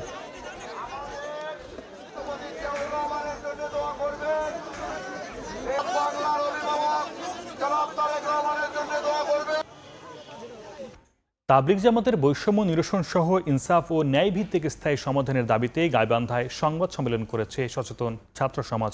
বুধবার সকালে গাইবান্ধার পাবলিক লাইব্রেরি হলরুমে সংবাদ সম্মেলন করা হয়। এ সময় বক্তারা মাওলানা সাদের অনুসারী ও মাওলানা জুবের অনুসারীদের বাৎসরিক ইজতেমা ময়দান ও কাকরাইল মসজিদ ব্যবহার সহ সব ক্ষেত্রে সমান সুবিধা চান। বৈষম্য নিরসন ও ইসলামিক শান্তি প্রতিষ্ঠার দাবি জানান তারা। সেই সঙ্গে দেশের সাম্প্রদায়িক সম্প্রীতি ও শান্তি শৃঙ্খলা বজায় রাখার স্বার্থে উভয় পক্ষকে একে অপরের বিরুদ্ধে সব ধরনের উস্কানিমূলক বক্তব্য ও কার্যক্রম থেকে বিরত থাকার আহ্বান জানানো হয়। দ্রুত এর সব বৈষম্য নিরসনের উদ্যোগ না নিলে কঠোর আন্দোলনের হুঁশিয়ারি দেন বক্তারা। আগমনের ব্যাপারে বৈষম্য সুরাই নিজামের গাইবান্ধায় ব্যবসায়ী শামীম হত্যায় জড়িতদের দ্রুত গ্রেফতারের দাবিতে মানববন্ধন ও বিক্ষোভ সমাবেশ করেছেন এলাকাবাসী ও ছাত্র সমাজ। বুধবার দুপুরে গাইবান্ধা সুন্দরগঞ্জ সড়কের দরিয়াপুরের বাজারে রাস্তা অবরোধ করে কর্মসূচি পালন করেন তারা। বক্তারা বলেন, প্রশাসনের গাফলতির কারণে হত্যাকারীরা এখনও গ্রেফতার হয়নি। প্রশাসন 7 থেকে 10 দিনের মধ্যে গ্রেফতারের আশ্বাস দিলেও 1 মাসেও গ্রেফতার হয়নি। যেখানে মানববন্ধন হচ্ছে সে কারণে পুষ্পভাবে ঘেরাও করবেন, যদি শক্তভাবে ঘেরাও করতে না পারেন দাবি জানিয়ে আমি আমার doctor Shamim homeo doctor. Sylhet Manchester রুটে বাংলাদেশ বিমানের সব ফ্লাইট চালুর দাবি জানিয়েছেন প্রবাসীরা। মঙ্গলবার সন্ধ্যায় সিলেট নগরীর একটি হোটেলে মতবিনিময় সভায় এই দাবি জানানো হয়। এ সময় বক্তারা বলেন, আগামী 27 এপ্রিলের পর থেকে নতুন করে আর কোনো বুকিং নেওয়া হচ্ছে না সিলেট ম্যানচেস্টার রুটে। এটি বিমানের জন্য লাভজনক হওয়া সত্ত্বেও বন্ধের পায়তারা করা হচ্ছে বলে শঙ্কা প্রকাশ করেন তারা। এর আগে এই রুটে ফ্লাইট বহাল রাখার দাবিতে প্রতিবাদ সভা, গণস্বাক্ষর, বিমান কার্যালয়ের সামনে অবস্থান সহ নানা কর্মসূচি পালিত হলেও বিমান কর্তৃপক্ষ তাদের সিদ্ধান্ত স্পষ্ট করেনি বলেও অভিযোগ করেন প্রবাসীরা। সিলেট ম্যানচেস্টার রুটে বিমানের ফ্লাইট চালু না থাকলে লাগাতার কর্মসূচির সহ রেমিটেন্স বন্ধের হুঁশিয়ারি দেন বক্তারা।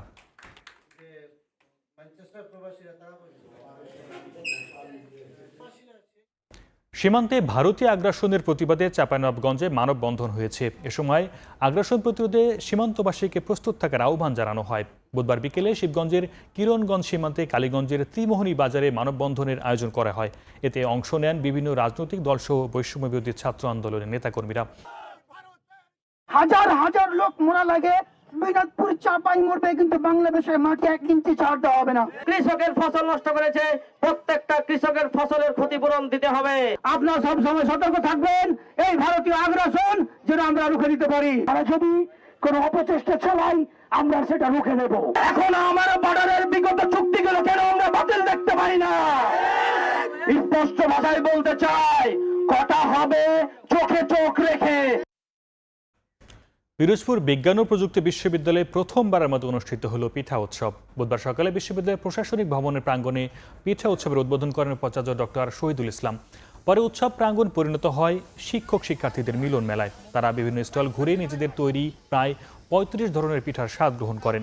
গ্রামীণ ঐতিহ্য ধরে রাখতে প্রতিবছর পিঠা উৎসবের আয়োজন করা হয় বলে জানায় বিশ্ববিদ্যালয় কর্তৃপক্ষ।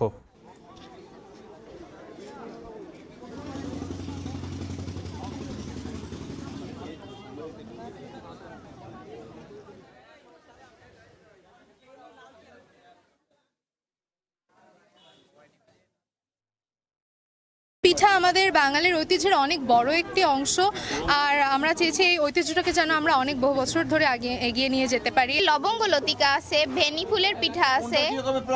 প্রাইস আমরা 20 থেকে 25 টাকা করে রাখছি। পিঠা পায়েস থেকে আর কি, যেটা বাংলার ঐতিহ্য, এটা থেকে আমরা দূরে সরে যাচ্ছি। সেই শরীর থেকে ধরে রাখার জন্য যে আয়োজন, এটা আমরা স্বাগত জানাই। পিঠা আসলে আমাদের ঐতিহ্য, আমরা যদি এটা ধরে রাখতে পারি, যদি এইভাবে আমরা প্রোগ্রামগুলোর আয়োজন করি, তাহলে আমাদের হয়তো গ্রাম বাংলার কথা আমাদের খেয়াল হবে। ভোরের সময় এই ছিল আমার কাছে। পরবর্তী সংবাদগুলো জানাতে সঙ্গে থাকবেন। ধন্যবাদ আরিফ। ইউক্রেনের যুদ্ধ বন্ধ না করলে নিষেধাজ্ঞার মুখোমুখি হবে রাশিয়া বলে হুঁশিয়ারি দিয়েছেন নবনির্বাচিত মার্কিন প্রেসিডেন্ট ডোনাল্ড ট্রাম্প। ক্ষমতা গ্রহণের পরই উঠে পড়ে লেগেছেন অবৈধ অভিবাসীদের যুক্তরাষ্ট্র থেকে বিতাড়িত করতে। এছাড়া বৈচিত্র্য, সমতা এবং অন্তর্ভুক্তি স্কিমে কাজ করা সব মার্কিন সরকারি কর্মকর্তাদের দ্রুত ছুটি দেওয়ারও নির্দেশ দিয়েছেন তিনি।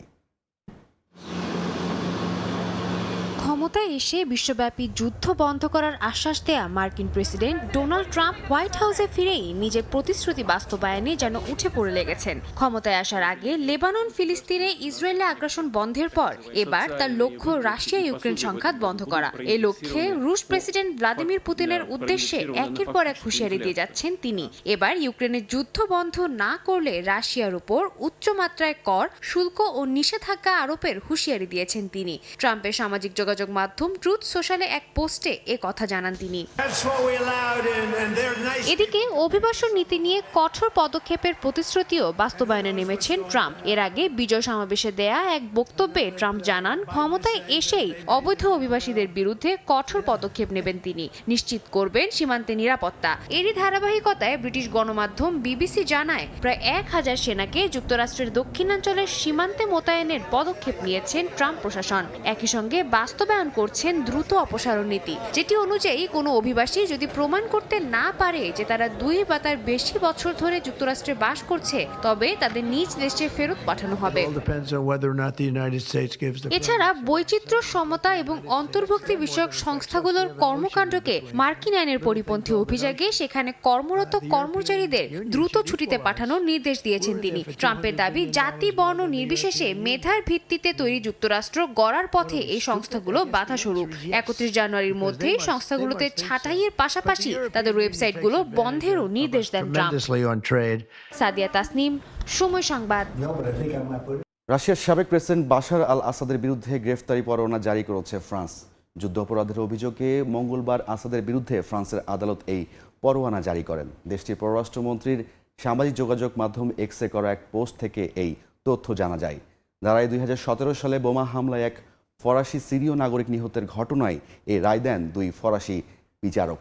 এর আগে 2023 সালে নভেম্বরে প্রথমবারের মতো সিরীয় নাগরিকদের উপর কেমিক্যাল অ্যাটাকের অভিযোগে আসাদের বিরুদ্ধে গ্রেফতারি পরোয়ানা জারি করে ফ্রান্স।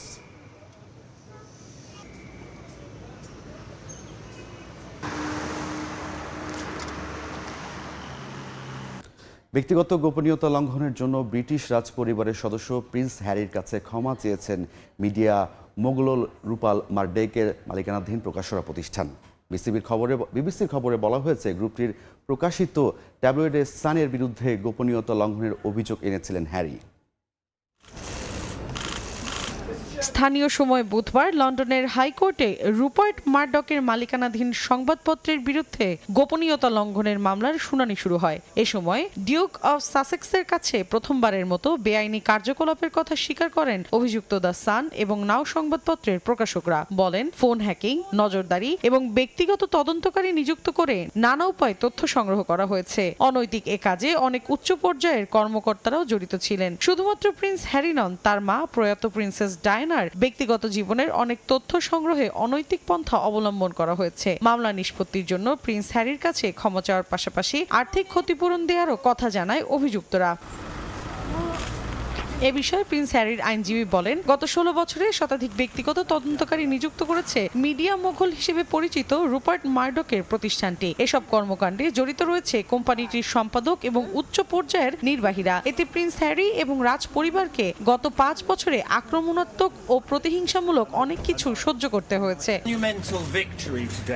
বারবার অস্বীকৃতি, আইনি লড়াই, বিপুল পরিমাণ অর্থ খরচ এবং সত্য লুকানোর প্রাণপণ চেষ্টার পর অবশেষে নিজেদের বেআইনি কর্মকাণ্ডের কথা স্বীকার করেছে এনজিএন। এটি আইনের প্রতি স্পষ্ট অবজ্ঞার প্রমাণ। এর আগে মঙ্গলবার দীর্ঘ প্রতীক্ষিত বিচার শুরু হয়ে পুনরায় স্থগিত হয়ে যায়। 1996 থেকে 2011 সাল পর্যন্ত অবৈধভাবে ডিউক অফ সাসেক্সের ব্যক্তিগত তথ্য সংগ্রহের অভিযোগে দ্য সান এবং নাও সংবাদপত্রের প্রকাশকের বিরুদ্ধে লন্ডনের সুপ্রিম কোর্টে মামলা করেন হ্যারি। এরপর দীর্ঘ লড়াই চালিয়ে যান তিনি। মৌসুমীর সাথী, সময় সংবাদ। চীনের গুয়াংঝু প্রদেশের চীনা নববর্ষ উপলক্ষে নানা আয়োজন চলছে। উৎসব ঘিরে পান্ডা শাকবের জন্য ব্যবস্থা করা হয়েছে বিশেষ খাবারের, যা দেখতে ব্যস্ত দর্শনার্থী ও পর্যটকরা। এবছর 29 জানুয়ারি পালিত হবে চীনা নববর্ষ। সাজানো হয়েছে পান্ডা শাবকের বাসস্থান, তাদেরকে পরিবেশন করা হচ্ছে বিশেষ খাবার। আসন্ন চীনা নববর্ষ উপলক্ষে নেওয়া হয়েছে এমন উদ্যোগ, যা দেখতে ব্যস্ত দর্শনার্থী ও পর্যটকরা। মুহূর্তগুলোকে ক্যামেরা বন্দি করেও রাখছেন অনেকে। চীনের দক্ষিণাঞ্চলের গুয়াংঝু প্রদেশে দেখা মিলল এমন ভিন্নধর্মী চিত্রের। চীনা নববর্ষ উপলক্ষে আমরা বিশেষ নাস্তার আয়োজন করেছি, যেখানে ভাজা ভাতের ডাম্পলিং ও মুলার কেক রয়েছে। এই খাবারগুলোর বিশেষ উপাদান হলো গাজর ও বাঁশ, যা পান্ডার অন্যতম প্রিয় খাবার। চীনা সংস্কৃতিতে রয়েছে পান্ডার আলাদা গুরুত্ব। বহু বছর ধরে পান্ডাকে বন্ধুত্বের দূত হিসেবে ব্যবহার করে আসছে চীনারা। বিশ্বের বিভিন্ন দেশের সঙ্গে বন্ধুত্বপূর্ণ সম্পর্ক বজায় রাখতে দেশগুলোকে পান্ডা উপহার দিয়েছে বেইজিং।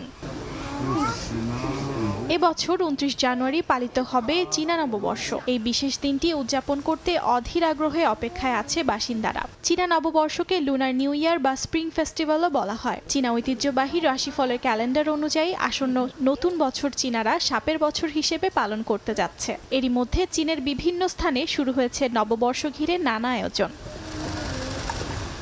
অর্জিতা শাহজিন, সময় সংবাদ। বিতর্ক ডালপালা ছড়ানোর আগে বিনুরা ফার্নান্দোর পারিশ্রমিক ইস্যু সমাধান করল চিটাগাং কিংস। প্রতিশ্রুতি অর্থ না পেয়ে ঢাকা ক্যাপিটালসের বিপক্ষে ম্যাচ খেলতে অস্বীকৃতি জানান এই লঙ্কান পেসার, যার কারণে তাকে স্কোয়াডেও রাখা হয়নি। তবে সময় সংবাদে খবর প্রচার হলে ম্যাচের পরই বিনুরাকে প্রতিশ্রুতি অর্থ পরিশোধ করে চিটাগাং কিংস কর্তৃপক্ষ।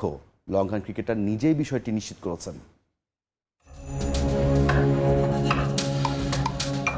ওভারঅল আমাদের পেমেন্ট একদম যে ফরেন প্লেয়ার বলেন লোকাল প্লেয়ার বলেন ওভারঅল পেমেন্ট হয়েছে অন্য টিমের মতন আমাদের যথেষ্ট ভালো পেমেন্ট করা হয়েছে। কেউ দেখা যায় যে 70%ও পেয়ে গেছে, কেউ আবার 50% পাইছে, কেউ আবার একটু কমও পাইছে, 40-45%ও পাইছে ওভারঅল, বাট ম্যাক্সিমাম 50% কভার করে ফেলছি আমরা।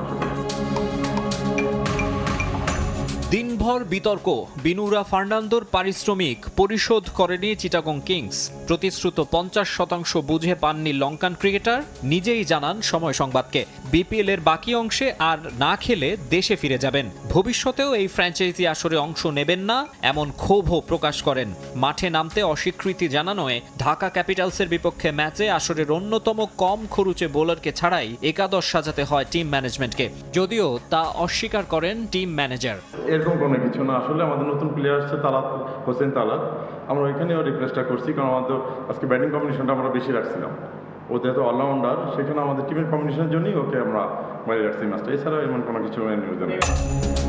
বিনুরার এমন দাবির পর থেকেই বিতর্ক তৈরি হয় চিটাগং কিংসকে ঘিরে। বেশ হাক ডাক দিয়ে এবারের বিপিএলে অংশ নিয়েছে কিংস। কোচ হিসেবে অস্ট্রেলিয়ান সাবেক পেসার শন টেইট, মেন্টর হিসেবে পাকিস্তানি কিংবদন্তি শহীদ আফ্রিদিকে এনেছে তারা। সাড়া ফেলেছে প্রথমবারের মতো কোনো বিপিএল টিম হিসেবে অফিসিয়াল হোস্ট এনেও। স্কোয়াডেও রয়েছে ভালো ক্রিকেটার। সব মিলিয়ে এবারের অন্যতম আলোচিত ফ্র্যাঞ্চাইজি চিটাগং কিংস। অথচ তারাই কিনা বিদেশি ক্রিকেটারের অর্থ নিয়ে টালবাহানা করছে। অবশ্য এমন নেতিবাচক খবরের শিরোনামে বেশিক্ষণ থাকতে চায়নি তারা। দ্রুতই সমস্যা সমাধানের উদ্যোগ নিয়েছে। বিকেলের পরই তার প্রতিশ্রুত 50% অর্থাৎ $15,000 অর্থ পরিশোধ করা হয়। তারপরও শ্রীলঙ্কায় ফিরছেন বিনুরা, যদিও সেটা পারিবারিক কারণে। 26 জানুয়ারি আবারও বাংলাদেশে ফেরার কথা রয়েছে এই লঙ্কান পেসারের। মাকসুম আলম খান, সময় সংবাদ। বিপিএল ফ্র্যাঞ্চাইজি মালিকানা নিয়েছেন, অথচ কবে কত শতাংশ পেমেন্ট করতে হবে সে সম্পর্কে কোনোই ধারণা নেই। আবার বিদেশি ক্রিকেটারদের পেমেন্ট নিয়েও পাওয়া গেল দুই ধরনের তথ্য। চলতি বিপিএলে এক দুর্বার রাজশাহীর বদনামের যেন শেষ নেই। হোটেল বিল বকেয়া, ক্রিকেটারদের চেক বাউন্স, অনুশীলন বয়কট, বিসিবিতে নালিশ, আছে মানহীন দেশি বিদেশি ক্রিকেটার দলে ফেরানোর অভিযোগও। এসব ইস্যুতে অবশ্য নিজেদের অনভিজ্ঞতাকেই বড় করে দেখছিলেন franchise managing director Shafiqur Rahman. Chattogram থেকে আরও জানাচ্ছেন মাহবুবুর রহমান। চলতি বিপিএল এর যতখানি আঁচ মাঠের ক্রিকেটে নয়, বরং ঢের বেশি টিম হোটেলে। অন্তত চট্টগ্রামে ঢাকা থেকে বিপিএল কভার করতে আসা গণমাধ্যম কর্মীদের ব্যস্ত রেখেছে এক রাজশাহী ফ্র্যাঞ্চাইজি। একটা ইস্যু শেষ হতে না হতেই সামনে আসে আরেকটা। এর আগের আসরে বদনাম থাকলেও এবারই প্রথম বিপিএল সাক্ষী হয়েছে দেনা পাওনা ইস্যুতে অনুশীলন বর্জনের মতো ঘটনার। ক্রিকেটারদের চেক বাউন্সও শিরোনাম হয়েছে খবরের। এতদিন মুখে তালা থাকলেও এসব ইস্যুতে সময় সংবাদের মুখোমুখি হয়েছেন ফ্র্যাঞ্চাইজিটির ম্যানেজিং ডিরেক্টর। অজুহাত হিসেবে দাঁড় করালেন নিজের অনভিজ্ঞতাকে। প্রথমেই আপনাদের সবার কাছে আমি অ্যাপোলজি চাই যে অ্যাকচুয়ালি আমরা তো একদম ব্র্যান্ড নিউ, আমরা জানি না কবে পেমেন্ট দিতে হবে, কবে কোনটা অ্যাড্রেস করতে হবে, কি করতে হবে, এটাও কিন্তু আমাদের অজানা। হ্যাঁ, এর মধ্যে কিছু ভুল ত্রুটি হয়েছে আমাদের অনভিজ্ঞতার জন্য, কিন্তু সেটাকে আমরা অ্যাড্রেস করে ফেলেছি। অবস্থাটা এমন, লঙ্কান লাহিরুস সামারাকুন টাকা না পেয়ে শেষ পর্যন্ত নালিশ করেছেন বিসিবিতে। আবার দেশে মৃত্যুঞ্জয় এখনো বুঝে পাননি কোনো অর্থ। এই দুই ইস্যুতে কি জবাব আছে রাজশাহী কর্তৃপক্ষের? সামারাকুন আমাদের সাথে রাজি হয়ে বলেছিল ওর পেমেন্টটা আমরা এই সবার সাথে যে 50% চায়, ও সেই 50%টা ও চাচ্ছিল। তা আমি কিন্তু ওকে ডেটই দিয়েছিলাম যে ঠিক আছে, একবারে তোমাকে এই সেগমেন্ট শেষ হওয়ার সাথে সাথে তোমাকে সবার সাথে তোমাকে পেমেন্টটা দিব। মৃত্যুঞ্জয় এসছে আমাদের এখানে অনেক পরে, 16 তারিখে যখন ওর পেমেন্ট করার প্রসঙ্গ আসলো, তখন আমার টিম কোঅর্ডিনেটর অ্যাকচুয়ালি ওর এগ্রিমেন্টই পেল না। তখন আমরা এটা সলভ করার জন্য মৃত্যুঞ্জয়কে ডেকে আমি নিজেই অ্যাড্রেস করেছি ওকে, যে বাবা ঠিক আছে, তোমার এগ্রিমেন্টটা যেটা ও চায় কথা বলে ওটা ফিক্স আপ করে ওকে ও সবার সাথে 50% যখন পাবে সবাই ও একসাথে ওকে দিয়ে দিব। মানহীন অপরিচিত বিদেশি ক্রিকেটারকে দলে নেয় সমালোচনা চারিদিকে। আবার শুরুর দিকে এমন অনেককেই দেখানো হয়েছে স্কোয়াডে যাদের কেউই শেষ পর্যন্ত খেলতে আসেননি বিপিএল। PL10PL সহ বিভিন্ন টুর্নামেন্টগুলো এখানে সব ভালো ছেলেগুলা এঙ্গেজড হয়ে গেল। আমরা এরকম ইস্যু হয়েছে আমাদের 3-4 জনের আমরা এনওসি নিয়েছিলাম, বাট আমরা আর আনতে পারিনি ওদেরকে, এই জন্য একটু গ্যাপ আমাদের হয়েছে। ফর্মে থাকা বিজয়কে অধিনায়কত্ব থেকে সরিয়ে দেওয়া নিয়েও প্রশ্ন উঠেছে। তবে দুর্বার রাজশাহী কর্তৃপক্ষের দাবি সবার সম্মতিতেই নেওয়া হয়েছে এমন সিদ্ধান্ত। সব মিলিয়ে তাই বলাই যায় রাজশাহীর অস্বস্তি হয়তো শেষ হয়েও হচ্ছে না শেষ সহসাই। মাহবুব রিমন, সময় সংবাদ, চট্টগ্রাম। বিপিএলের আরও খবর, ভিন্ন দুই সমীকরণ নিয়ে আজ মাঠে নামছে রংপুর রাইডার্স ও দুর্বার রাজশাহী। আগেই শীর্ষ 4 নিশ্চিত করা রাইডার্স শিবির এ ম্যাচে বাজিয়ে দেখতে পারে সাইড বেঞ্চের শক্তি। ইনজুরি কাটিয়ে একাদশে ফিরতে পারেন ওপেনার সৌম্য সরকার। অন্যদিকে দেনা পাওয়া ইস্যুতে টালমাটাল রাজশাহীর ফ্র্যাঞ্চাইজি ক্রিকেটারদের কাছে এ ম্যাচ টুর্নামেন্টে টিকে থাকার। জহুর আহমেদ চৌধুরী স্টেডিয়ামে রংপুর রাজশাহী দৌড় শুরু দুপুর 1:30টায়। বুধবার চট্টলার আকাশে মেঘ ছিল না মোটেও, তবে রাজশাহীর অনুশীলনে যেন গুমোট আবহ। বিসিবি সভাপতির আশ্বাস আর সবকিছুর পরেও পেশাদারিত্বের খাতিরে হয়তো ম্যাচ খেলছেন ক্রিকেটাররা, কিন্তু বিষণ্ণতা টের পাওয়া গেল স্পষ্ট। রাজশাহীর মালিকপক্ষ কথা দিয়েছিল চট্টগ্রাম পর্ব শেষ হওয়ার আগেই বুঝে দেওয়া হবে বাকি 25%, অর্থাৎ মোট 50% পেমেন্ট। শেষ পর্যন্ত তা পাওয়া যাবে কিনা সেই শঙ্কা তো আছেই। তার উপর প্রতিপক্ষ যখন টুর্নামেন্টের আনবিটেন রংপুর, সব মিলিয়ে এই দুর্বার রাজশাহীর কাছে তাই হয়তো তাসা নাই। তবে টি-20 ক্রিকেট বলে কথা, সমীকরণের মার প্যাচে এখনো আসলে বেশ ভালোভাবেই টিকে আছে পদ্মাপাড়ের রাজশাহী। মাঠের বাইরের প্রভাব দূরে ঠেলে তাই 22 গজে যতটা সম্ভব মনোযোগ দিতে চান ফ্র্যাঞ্চাইজিটির ক্রিকেটাররা। অবশ্যই কিছু বিষয় রয়েছে যেগুলো আমাদেরকে মেন্টালি একটু ডিস্টার্ব করে, বা সবসময় এই জিনিসগুলো মাঠের বাইরের বিষয়গুলো মাঠের ভিতরে প্রভাব ফেলে। বাট এখন আমাদের হাতে 3টা ম্যাচ আছে, তো 2টা ম্যাচ আমাদেরকে মিনিমাম জিততে হবে, 3টা ম্যাচই জিততে হবে বেসিক্যালি। আমরা যদি আমাদের বেস্ট খেলাটা খেলতে পারি তাহলে যে কোনো টিমের বিপক্ষেই জেতা সম্ভব। বিজয় ভাইয়ের কথা বলবো, রাব্বি ভাইয়ের কথা বলবো, তারা প্রত্যেকেই যে ভালো খেলছে আমার মনে হয় যে এটা ভালো সাইন। আমার মনে হয় যে তারা তাসকিন ভাই যেভাবে খেলছে, উনি যদি এইভাবে ফিট থেকে যদি এই রিদমে বোলিং করতে পারে ইনশাল্লাহ বাংলাদেশের জন্য ভালো হবে। ভিন্ন সমীকরণ রংপুরের। প্রথম দল হিসেবে তাদের নিশ্চিত হয়েছে শীর্ষ 4। কোয়ালিফায়ারের পথেও বেশ ভালোভাবেই আছে রাইডার্স। এ ম্যাচ জিতলে নিশ্চিত হয়ে যেতে পারে তাও। রংপুরের সাইড বেঞ্চের একাধিক ক্রিকেটারের এখনো খেলাই হয়নি চলতি বিপিএলে। অপেক্ষাকৃত দুর্বল প্রতিপক্ষ বলে তাই কোচ বাজিয়ে দেখতে পারেন সেই শক্তি। সৌম্য ফিরতে পারেন দীর্ঘ ইনজুরি কাটিয়ে। 8 ম্যাচে 8 জয়। কোনো ফ্র্যাঞ্চাইজি যখন ঠিক পথে থাকে তখনই এমনটা হতে পারে। তবে সন্তুষ্টি নিয়ে বসে থাকলে চলবে না। সামনে অনেক বড় চ্যালেঞ্জ আসতে যাচ্ছে প্লে অফ পর্বে। আমাদের ধারাবাহিকতা ধরে রাখতে হবে। 23 আর 26 বিপিএল এর অদ্ভুত সূচিতে 2 দিনের ব্যবধানে 2বার মুখোমুখি হবে রাজশাহী আর রংপুর, যেখানে রাইডার্সদের জন্য আলাদা অনুপ্রেরণা, মাঠের পেশাদারিত্ব আর গ্যালারিতে অকুণ্ঠ সমর্থন। মাহবুব রিমন, সময় সংবাদ, চট্টগ্রাম। শুধু ইকোনমিক্যালি নন, জাতীয় দলের উইকেট টেকার বোলার হতে চান স্পিনার নাসুম আহমেদ। পারফর্ম করেই টিকে থাকতে চান স্কোয়াডে। ব্যাটিং নিয়েও আলাদা কাজ করছেন নাসুম। চ্যাম্পিয়ন ট্রফিতে তুলনামূলক তরুণ দল হওয়ায় স্ট্রাইকারদের নিয়ে আশাবাদী এই slow left arm orthodox bowler. Chattogram থেকে মাহবুব রিমনের রিপোর্ট। টাইগারদের চ্যাম্পিয়ন্স ট্রফির 15 সদস্যের বহরে একমাত্র জেনুইন স্পিনার। 18 ওয়ানডেতে মোটে 16 উইকেট। কি ভাবছেন রঙিন পোশাকের ক্যারিয়ার ম্লান নাসুমের? বাস্তবতা, নাসুম যতটা উইকেট টেকার তার চাইতেও বেশি ইকোনমিক্যাল। ওয়ানডেতে তার ইকোনমি 4.5-এর নিচে। বর্তমান স্কোয়াডের যে কীর্তি নেই আর কারো। তবে সময় বদলেছেন সিলেটের নাসুমও। শুধু প্রতিপক্ষের ব্যাটসম্যানের ওপর চাপ তৈরি নয়, তুলে নিতে চান উইকেটও। ভ্যারিয়েশন যোগ করেছেন নিজ বোলিংয়ে।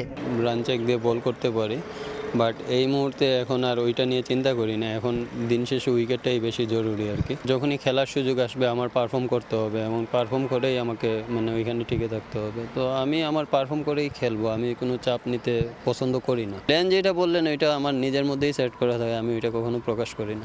ওয়ানডেতে নাসুমের পথ চলা মসৃণ ছিল না কখনোই, তবে সবশেষ 2 সিরিজে তিনি প্রমাণ করেছেন কি করতে পারেন। কোনো চাপ নয়, খেলতে চান স্বাভাবিক ক্রিকেট। খুলনার অধিনায়ক মিরাজ শুধু ভালো ক্রিকেটারই নন, নাসুমের দৃষ্টিতে ভালো মানুষও। অধিনায়ক তো ওইটা হচ্ছে পরে, ও যেটা করে আর কি, একটা প্লেয়ারের কাছ থেকে কীভাবে পারফর্ম বের করে আনা যায়, ও ওই রকমভাবেই মানে চেষ্টা করে যে ওর কাছ থেকে কীভাবে পারফর্ম আদায় করা যায় আর কি। তো ও ওই রকম, প্রথমে তো একজন ভালো মানুষ দরকার, ওর ভিতরে ওই জিনিসটা আছে, এই জন্য আলহামদুলিল্লাহ মানে সবাই হ্যাপি আমরা। আধুনিক ক্রিকেট বলে ব্যাটিং নিয়ে আলাদা কাজ করছেন নাসুম। চ্যাম্পিয়ন্স ট্রফিতে টাইগারদের দেখাচ্ছেন বড় স্বপ্ন। চ্যাম্পিয়ন্স ট্রফি খেলতে যাচ্ছি, অবশ্যই তো সবার স্বপ্ন থাকবে ভালো কিছু করার, মানে সবচেয়ে টপে যাতে থাকা যায় আর কি। আমি ব্যাটিংটা করতে পারি, ওইটা হচ্ছে আমার নিজের জন্য প্লাস পয়েন্ট, প্লাস আমার টিমের জন্যও প্লাস পয়েন্ট আর কি। ব্যাটিংটা করতে পারি আর কি, বাট আমি এই যে আপনারা বলতেছেন যে আমি অলরাউন্ডার বা এরকম কিছু মনে করতেছি না, আমি ওইটা করতে পারি আর কি। চলতি বিপিএলে নিজ ফ্র্যাঞ্চাইজি খুলনাকে নিয়েও আশাবাদী নাসুম। দুঃসময়কে পেছনে ফেলে প্রথমবারের মতো শিরোপা জেতাতে চান রূপসাপাড়ের খুলনাকে। মাহবুব রিমন, সময় সংবাদ, চট্টগ্রাম। ক্রিকেটারদের পারিশ্রমিক ইস্যুতে কথা দিয়েও কথা রাখেননি বিপিএলের ফ্র্যাঞ্চাইজিগুলো। তবে ওই সময় ছাড় না দিলে আসর মাঠে গড়াই অসম্ভব হয়ে পড়তো, জানান বিসিবি পরিচালক ইফতেখার আহমেদ মিঠু। যদিও ক্রিকেটারদের পারিশ্রমিক নিয়ে দুশ্চিন্তা করতে নিষেধ করেছেন তিনি। স্পট ফিক্সিংয়ের বিষয়েও নজরদারিতে রাখছে বোর্ড। অভিযোগ প্রমাণ হলেই কঠোর সিদ্ধান্ত নেবে বোর্ড। ফ্যাসিবাদ মুক্ত দেশ বিসিবিতে নতুন কমিটি। এবারের বিপিএলও হওয়ার কথা ছিল অন্য সব আসরের চেয়ে আলাদা, তবে আলাদাই হচ্ছে। প্রথম রাউন্ড শেষ হওয়ার আগেই শুরু হয়ে গেছে বিতর্ক। বিপিএলে পারিশ্রমিক ইস্যুতে হয়েছে ক্রিকেটারদের অনুশীলন বয়কটের মতো লজ্জাজনক ঘটনা। যদিও নীতিমালা উপেক্ষা করা বিসিবিকে দল গঠনের আগে ফ্র্যাঞ্চাইজিগুলো আশ্বস্ত করেছিল এমন কাজ করবে না তারা। মাত্র 2টো ম্যাচ পেয়ে এই টুর্নামেন্ট এসেছে। ওই সময় যদি কিছুটা নমনীয় না হইতো আজকে হয়তো বিপিএল আপনি পেতেন না। আপনি না পারলে টিম নেবেন না, কথাটা হচ্ছে ভেরি সিম্পল। কাগজপত্র যা প্রেজেন্ট করেছে ওই প্রেজেন্ট অনুযায়ী অ্যাকসেপ্টেবল ছিলই বলে কিন্তু নাম হয়েছে। তারপরে কমিটমেন্ট করেছিল, কমিটমেন্টের পরে কিন্তু ঘটনা হয়েছে যে এগুলি ফেল করে গেছে। আমরা কিন্তু ইনভলভ আছি, প্রবলেম হচ্ছে, উই আর সলভিং। আমরা বলতে পারি যে প্লেয়ারদের কোনো চিন্তার বিষয় নেই। এবারের বিপিএলে স্পট ফিক্সিং নিয়ে হচ্ছে কানাঘুষা। গণমাধ্যমের শিরোনাম হয়েছে বেশ কয়েকটি ঘটনা। আকসুও করছে নাকি 40 জন ক্রিকেটারের বিরুদ্ধে তদন্ত, নজরদারি রাখছে বিসিবিও। তবে প্রমাণ না হওয়ার আগেই কাউকে দোষ দেওয়ার পক্ষে নয় এই পরিচালক। আমাদের সিস্টেম ইজ ইন প্লেস, আকসু তৈরি আছে, let's dig into it, let's the investigation happen, তারপরে আমরা বলি। তবে অন্যান্য বিষয় নিয়ে বিতর্ক থাকলেও এবারের আসরের আম্পায়ারিং এর উন্নতির ছাপটা স্পষ্ট। 2-1টা মিস্টেক ছাড়া ঘটেনি তেমন কোনো অপ্রত্যাশিত ঘটনা। আইসিসির এলিট প্যানেলের আম্পায়ার শরফুদ্দোল্লাহ সৈকত ম্যাচ প্রতি পাচ্ছেন রেকর্ড পরিমাণ অর্থ। সবার পারফরমেন্সে সন্তুষ্ট আম্পায়ারিং কমিটির চেয়ারম্যান। একটা ডিসিশনই ওয়াজ আ ডিসিশন, আর মেজর কোনো রং ডিসিশন এরকম কিন্তু হয়নি। এলিট আম্পায়ার কিন্তু $2000 হতো না, এটা অনেক বেশি দিতে হতো। সৈকত আসে, যারা জুনিয়র আম্পায়ারগুলি আছে তার সাথে ডিসকাশন করে তাদেরও এক্সপিরিয়েন্স ইমপ্রুভ হয়। মার্চের মধ্যে বাংলাদেশ সফরে আসছেন ফিফা সভাপতি জিয়ান্নি ইনফান্তিনো। সুইজারল্যান্ডে দাভোসে ওয়ার্ল্ড ইকোনমি ফোরামের বার্ষিক সভার ফাঁকে প্রধান উপদেষ্টা ডক্টর মোহাম্মদ ইউনূসের সঙ্গে সাক্ষাৎকালে তিনি একথা জানান। এ সময় তিনি বাংলাদেশের নারী ফুটবল দলকে সহায়তার আশ্বাস দেন। ফিফা প্রধান দক্ষিণ এশিয়ার ফুটবলদের তার কাজ করার ইচ্ছা করেন। এ সময় ডক্টর ইউনূস বাংলাদেশের নারী ফুটবল দলের উন্নয়নের সহায়তা চাইলে ফিফা প্রধান আর্থিকভাবে সহায়তার প্রতিশ্রুতি দেন।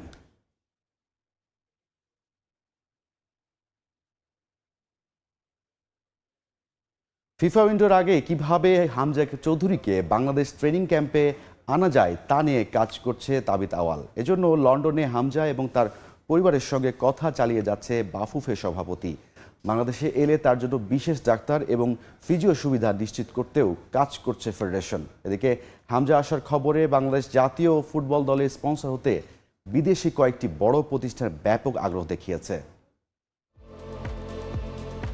আর 10টা সাধারণ ফুটবলারের চাইতে হামজার গুরুত্ব আলাদা, তা অনুধাবন করতে পেরেই তার সঙ্গে আগাম সাক্ষাৎ করেছেন বাফুফের সভাপতি। বাংলাদেশে আসার আগে লেস্টার সিটি মিডফিল্ডারের চাহিদা প্রাধান্য পাচ্ছে ফেডারেশনের কাছে, সে মোতাবেক সাজানো হচ্ছে পরিকল্পনা।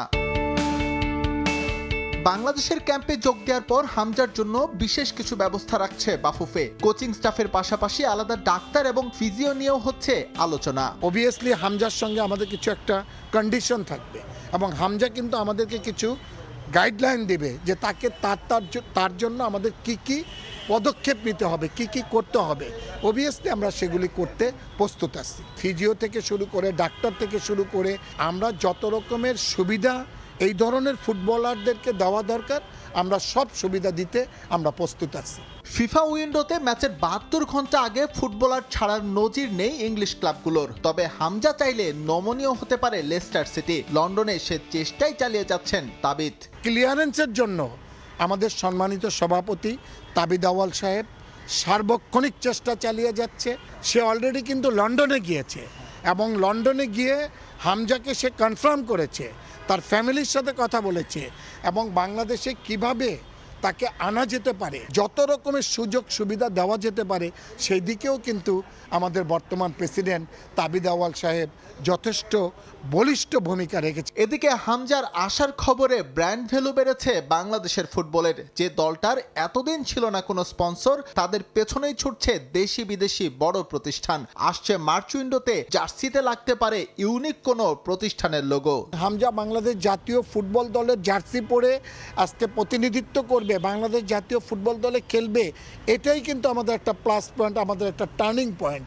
অলরেডি কিন্তু আমাদেরকে স্পন্সরের জন্য শুধু বাংলাদেশে না, বাইরে থেকেও স্পন্সর, ইন্ডিয়া থেকে স্পন্সর আসার জন্য তারা কিন্তু অলরেডি আমাদেরকে নক করেছে এবং তারা আগ্রহ প্রকাশ করেছে। এদিকে হামজা চৌধুরী বাংলাদেশে আসার খবরে যে জোয়ার সৃষ্টি হয়েছে, তারুণ্যের উৎসবের মাধ্যমে তা তৃণমূলে ছড়িয়ে দিতে নানা পরিকল্পনাও হাতে নিয়েছে ফেডারেশন।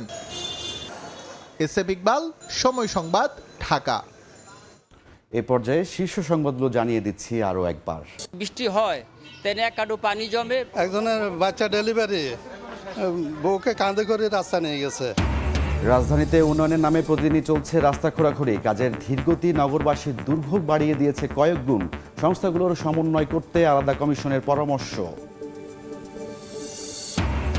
রমজানে খেজুর ছোলার বাজারে বাড়তে পারে উত্তাপ। 6 মাসে কমেছে আমদানি। পর্যাপ্ত মজুদ থাকার দাবি ব্যবসায়ীদের। কৃত্রিম সংকট ঠেকাতে নজরদারি বাড়ানোর পরামর্শ।